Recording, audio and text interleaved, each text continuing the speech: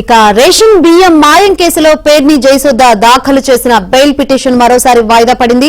Prosecution తరపున counter దాఖలు చేయాల్సి ఉంది.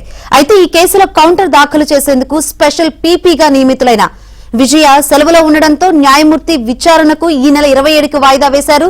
ఇక కౌంటర్ దాఖలు విషయంలో పోలీసుల తీరుపై న్యాయమూర్తి అసహనం వ్యక్తం చేసినట్లు తెలుస్తోంది.